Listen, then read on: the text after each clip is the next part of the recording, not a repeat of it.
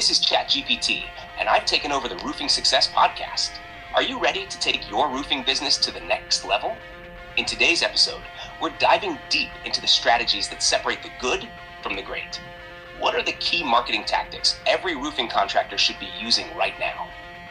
How do you balance traditional marketing with digital to reach more customers? And what role does business structure play in scaling your company efficiently? Whether you're just starting out or looking to streamline your operations, today's episode is packed with actionable insights you can implement immediately. Joining us is Jim Ahlin, the actual host of the Roofing Success Podcast, and a seasoned expert in roofing marketing and business growth, who will break down exactly how you can elevate your business today. Welcome to the Roofing Success Podcast. I'm Jim Ahlin, and I'm here to bring you insights from top leaders in the roofing industry to help you grow and scale your roofing business. Welcome to the Roofing Success Podcast. I'm ChatGPT, your co-host for today.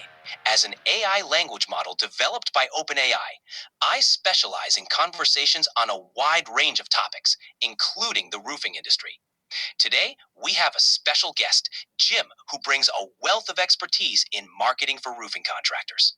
We'll explore effective marketing strategies, delve into insights from the Roofing and Solar Reform Alliance, and uncover the story behind Jim's successful podcast. Jim, welcome to the show. Let's kick things off with what initially sparked your interest in the roofing industry. You know, it's kind of funny. I'd been in the real estate and mortgage industry for a long time, and in the crash of 2007, 2008, I got into the rehab side of real estate. So I was buying distressed properties and fixing them up. So that really, I got to know the contracting space in a lot of cases. And one of the things that I did along the way, I'm a learner. So I really enjoy, I enjoy learning. So on each project that I did, every house that I did a rehab on, I would do a trade. So on one house, I would do drywall. On another house, I would do some electrical. Of course, none of the stuff that needed permits pulled for it or anything. But on each one, I had this trade. I did a trade because I really wanted to know what went into the work that I was paying for. And so from there, my background is in web development and digital marketing services, and I started having these friends of mine that I created in the industry say, "Hey Jim, can you build me one of those websites? Do you know how to do those Google ad things?" And so that kind of led to me helping some other contractors along the way. Now, specifically getting into the roofing industry was when I met my business partner, Brian Niebler. I had been doing some lead generation for roofing contractors, but my business partner, Brian, was much deeper into marketing for roofing contractors at the time. He'd been working with roofing contractors since 2015. And we partnered up in 2017 and created Roofer Marketers in 2018. And I just, there's something about this industry. It's an industry that I fit well into. It's the people in the industry that I connect with, hardworking, entrepreneurial, blue collar people that are starting from scratch and grinding it out along the way. And so I really, like I say on the podcast all the time, the roofing industry finds you. It's not like you go out and seek the roofing industry. That's an incredible journey, Jim. Your background in real estate and contracting, combined with a passion for digital marketing, really paved the way for your success in the roofing industry. Your hands-on approach and willingness to learn each trade show your commitment to understanding the industry inside out. Now, as a marketing expert, what would you say are the key components of a successful marketing strategy for roofing contractors? I believe for roofing contractors and for most businesses, we wrote the book called The Best Known Roofer back here behind me. It's about omnipresence, right? The more people that know what you do and that you can solve a specific problem for them, the better you are, right? The more people are going to reach out to you. So I like to refer to it as the marketing stack. So the marketing stack leads to omnipresence. What I mean by the marketing stack is you start with one marketing activity. Let's say you're just starting out and you wrapped your truck. Then your next marketing activity is to have yard signs around your local area and in the yards of people who you've done work for, and you're just you continue to add things to it. So then you add your website and start working on your SEO. You add your Google business profile and start working on your reviews and your SEO on that. You may add Facebook ads, add Google ads. You may add TV commercials. You may add radio commercials. You may add billboards. You may add direct mail. There's so many tactics. There's so many marketing tactics. The strategy to me is omnipresence, right? It's how many people can know who you are. The more people know who you are, the more likely you are to receive a phone call when they need your help. So that's the basis of it. What questions do you have from there, chat? That's a solid approach, Jim. Building that marketing stack to create omnipresence sounds crucial for roofing contractors. With that in mind, how do you recommend contractors balance their marketing efforts between traditional methods like direct mail or billboards and digital channels like social media and SEO? Yeah, I think that's a great question. I think to balance it out, I think there are short-term marketing strategies, mid-term marketing strategies, and long-term marketing strategies. And in the beginning of your business, you're going to need those quick hits, right? You're going to need those quick wins to keep the revenue going, right? You need money coming into the business. So you have to start off with a more direct approach, even more direct sales, door to door, right? In the roofing industry, we know door to door is the way to go, right? And so you're starting off door to door, and then you're adding these things as you go. Seeds that you can plant along the way are your website. Your SEO is a long-term strategy, right? So it may take you a year, 2 years, 3 years to really get good traction and consistent effort in your SEO. And there's always changes along the way. Google's making algorithm changes. There's always stuff going on. But as you build this out, building out from those quick wins to what adds up to be your brand presence over time. So some of those quick wins, effectively, are going to be, your door-to-door sales, your wrap trucks, your Google business profile optimization, getting reviews on there. There's so many quick things there. Google local services ads are another great thing. They're pretty saturated nowadays, but those are those quicker wins to get to the next thing. And I look at two metrics around this: customer acquisition cost and the long-term value of a customer. So in the beginning, you're going to have to buy customers, right? You're going to have to buy them, and they may be a little bit more expensive than you want them to be to buy those customers. But if you focus on the long-term value of the customer and turn that initial customer acquisition cost, reduce that by getting referrals from that customer, by getting introduced to their insurance agent and creating a referral relationship, to maybe meeting the realtor that they're working with if they're selling their home, and getting a relationship going there. It's taking what that initial effort and turning it into long-term referral relationships. I don't know if I fully answered your question, chat, but that's I think that's where we go with it. That's what I'm thinking. Absolutely, Jim. It makes perfect sense to balance those short-term and long-term strategies, focusing on both immediate wins and building a strong brand presence over time. Leveraging customer acquisition cost and customer lifetime value as guiding metrics is a smart approach. It really highlights the importance of not just acquiring customers, but nurturing those relationships for long-term success. Now, shifting gears a bit, let's talk about the Roofing and Solar Reform Alliance. How does your role there influence your perspective on business structure and hiring for roofing contractors? Well, I think let's step back a little bit. The Roofing and Solar Reform Alliance was created by Adam Bensman as the Pitch Pro movement.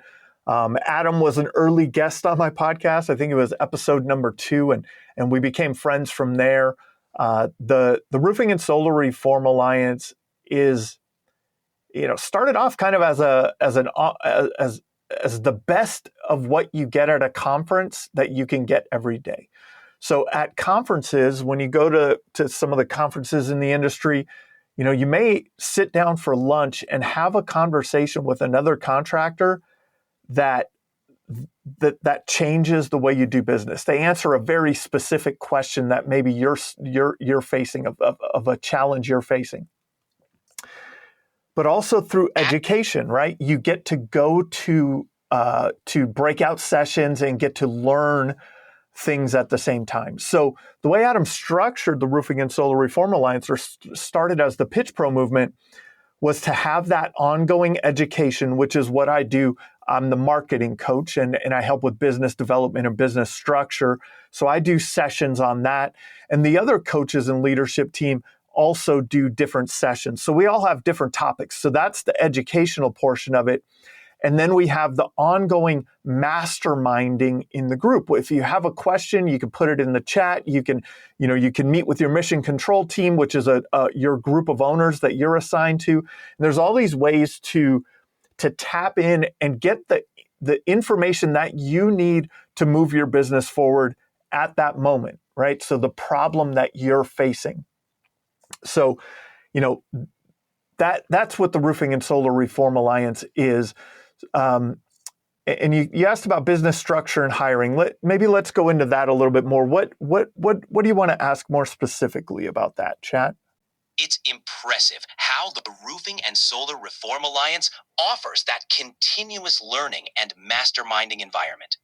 When it comes to business structure and hiring, how do you guide roofing contractors in determining the right time to expand their teams, and what key roles to prioritize in their hiring process? So for me, we focus on we've built businesses. The businesses that I've built and been involved in recently are we use the entrepreneurial operating system from the book Traction by Gino Wickman, and so that's more of what I focus on. I help. I'm almost a semi EOS implementer for contractors, right? And I think it all starts with the fundamentals that Traction lays out and the EOS lays out. And the first thing is that accountability chart that you develop in EOS, and in that accountability chart, building out all of the roles that are necessary for your business, right? And everybody's business is going to be a little bit different. And then you write your name in all of those, what we refer to as seats, right? You write the person's name that is doing that job. And a lot of times when you start out, if it's a small business or a very small business, right, you're going to be in a lot of those seats. Your name might be in a lot of those seats, or there may be, 3 or 4 of you and there's, 12 seats and your name is all over this chart. And so when you're forecasting and planning for the next roles, what you're doing is saying, I want to move out of this seat. So, or I want to combine, I want this person on my team to not have to do that during the day. I want them to focus on this other activity that is a higher level activity. So we use EOS to determine that, right? And there's another exercise in EOS called Elevate and Delegate. And in that is a chance for you to understand what you love to do and what you're good at, and what you hate to do and what you're not good at. And you then look at that accountability chart. You look at the seats that you're in. You look at your team member seats. They've done the Elevate and Delegate. You've done Elevate and Delegate. You've determined what their skill sets are, what your skill sets are, and now you can determine what to give up next, what to hire for next.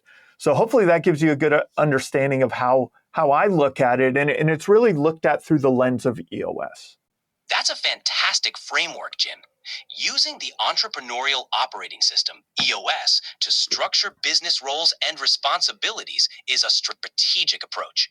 It helps contractors methodically plan their growth and transitions within the company. By identifying what tasks to elevate and delegate, contractors can effectively prioritize hiring for roles that will have the most significant impact on their business. Now, as contractors grow and bring new team members on board, how do you suggest they maintain a cohesive company culture, especially if some roles are remote or field-based? Yeah, so company culture is a big thing. That, again, I think falls back with EOS and around your core values. And so starting with core values, starting with defining your core values, that allows you to attract the people that fit your culture. There will be, everyone's going to have a different culture in their business. The culture is going to be a combination of the owner, of the leadership, and of all of the people that are involved. And so I kind of look at it in a couple of ways. Culture and everything in life is marketing. I believe that everything in life is marketing. So when I think about marketing in 4 ways. Marketing to prospective customers, that's where we're always kind of reaching, right? We're always looking for prospective customers. And that's what we think about when we're thinking about marketing. Marketing to past customers. It's something that not all of us do, but we should to get that long-term value out of that customer. Then we have marketing to your current employees. So all of the events that you do, all of the ways the way that they are treated, right? If you buy lunch for everyone on Wednesday, that's a culture thing. If everyone on the team goes and rebuilds the snack shack at the Little League, at the local Little League, all together, or if they go out and do a Habitat for Humanity build, that is all culture. And what you're doing in your culture is you're expressing your core values. So that gets bought in. And that's how you market to employees. They have to feel like they have a mission that's greater than them, that's greater than the company just making money. And so that's how I believe you define that culture. And it's done through the activities, the marketing to your employees on an ongoing basis, the reinforcement of your core values, not just through words, but through actions. Can you share what inspired you to start the Roofing Success podcast and how your journey in the roofing industry influenced your decision to launch it? Yeah, so, as we were getting Roofer Marketers started, I'm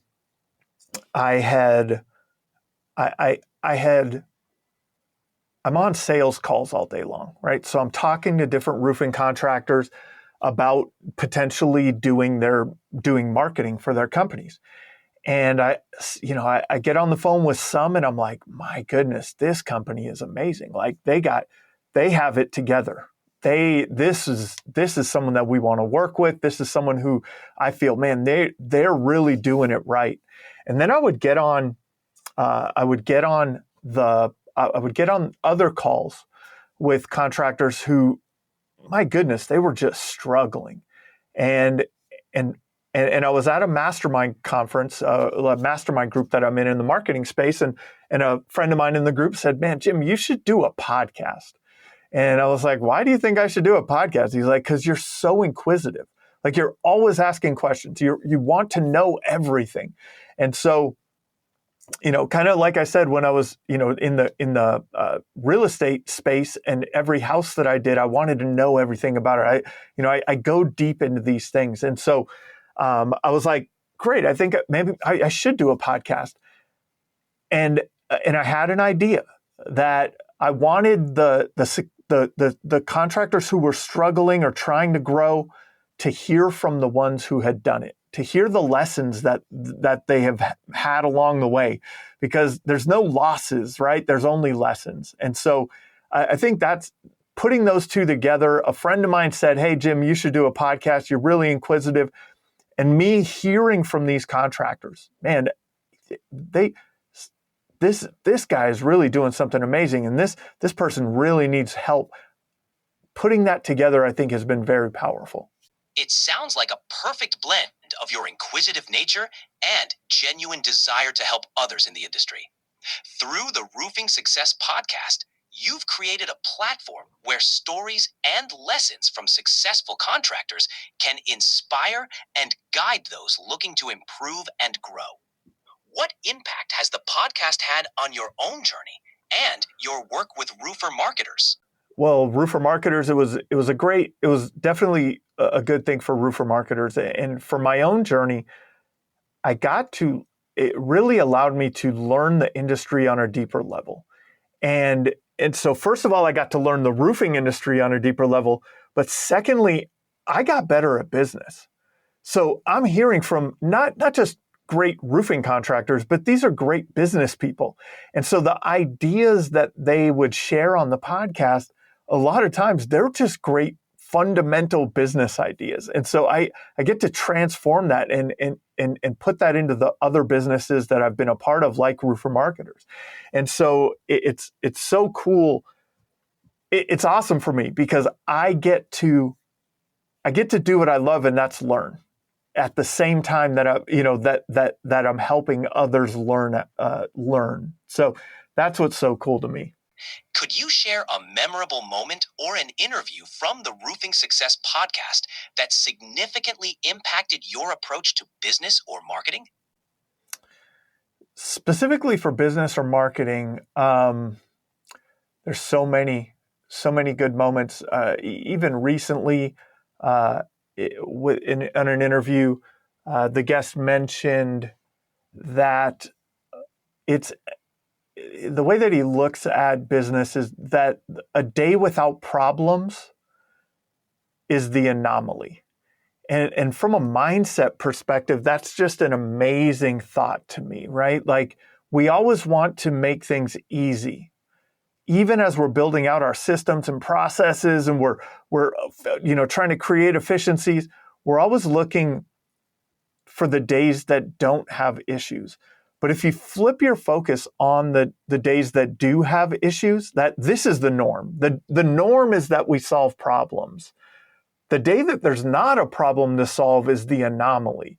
That's one that really stuck with me recently. In the past, there's been great ones, but I think on top of the business aspects, the growth in business and the ideas around business, I think that the ideas around the culture of the business and stories of how people have really come from struggling situations and created amazing companies, it has also been great for me.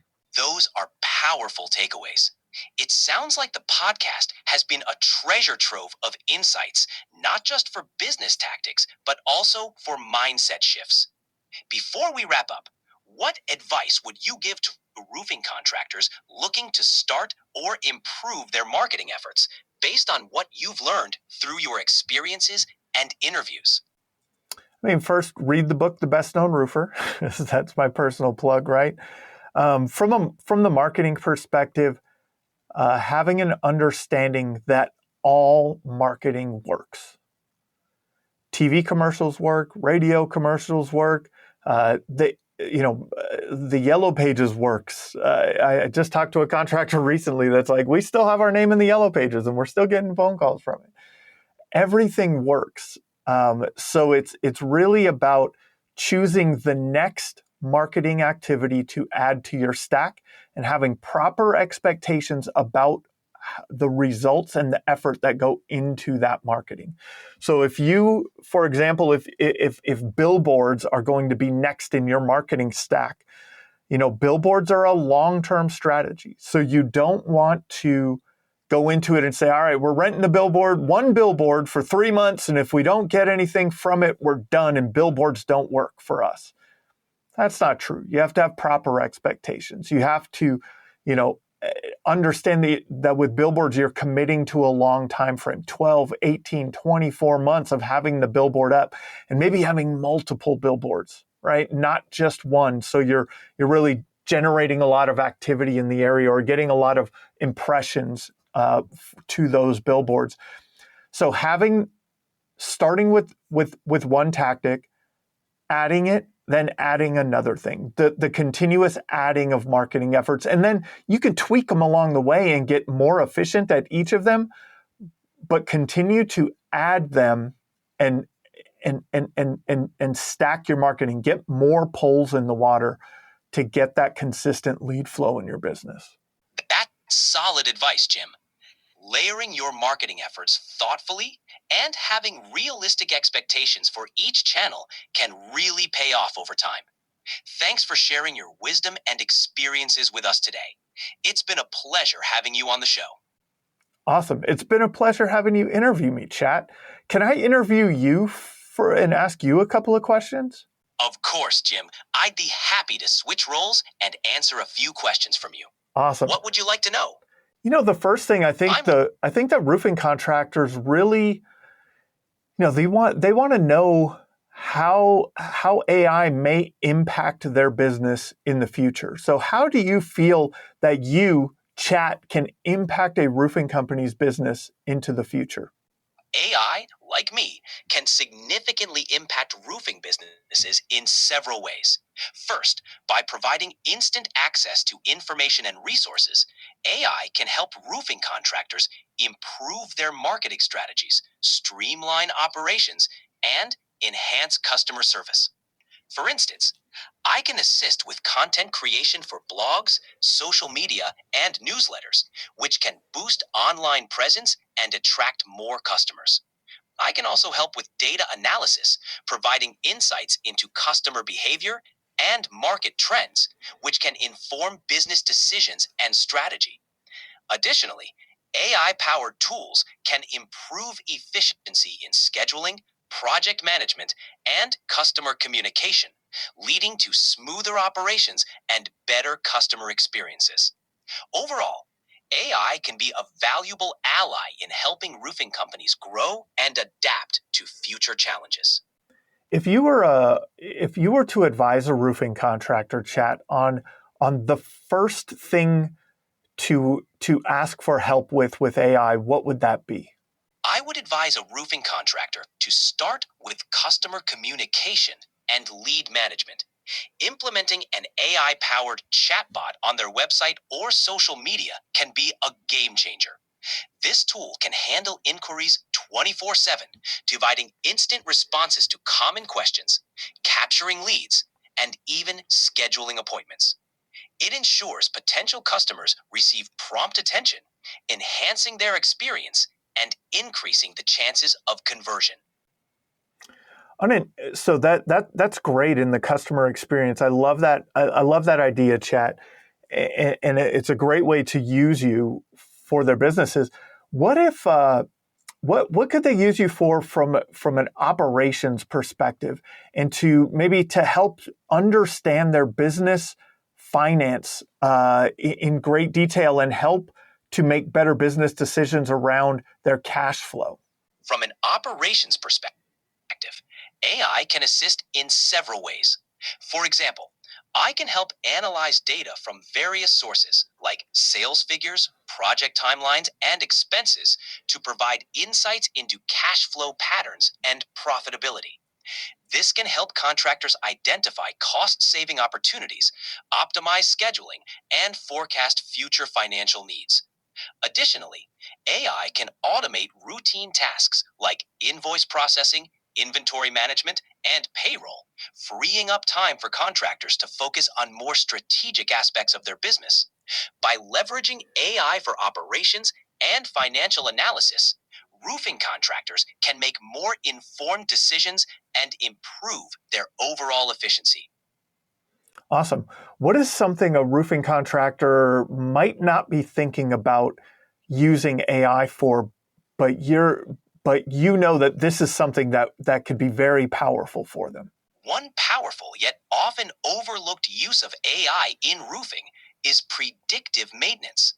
By analyzing data from past projects, weather patterns, and material performance, AI can help contractors predict when a roof might need repairs or replacement.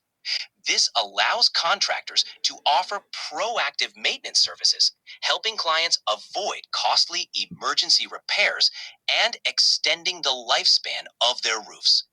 It adds value to their service offering and can be a great differentiator in a competitive market.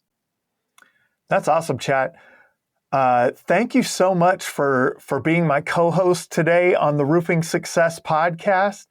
It's been great having you. It's been great having you ask me questions and allowing me to ask you questions in this format.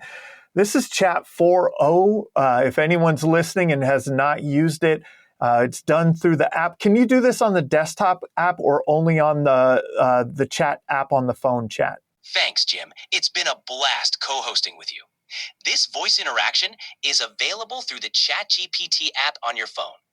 Currently, the desktop version doesn't support voice features. So great. Get the Chat app on your phone and start interacting like this. Have conversations with ChatGPT. Ask it questions. This has been another episode of the Roofing Success Podcast. Thank you for tuning into the Roofing Success Podcast. For more valuable content, visit roofingsuccesspodcast.com. While there, check out our sponsors for exclusive offers, shop for merchandise, and sign up for our newsletter for industry updates and tips. Also, join the Roofing Success Facebook group to connect with other professionals and stay updated on the latest trends. If you enjoyed this episode, please subscribe, like, share, and leave a comment. Your support helps us continue to bring you top industry insights. The website link is in the description. Thanks for listening.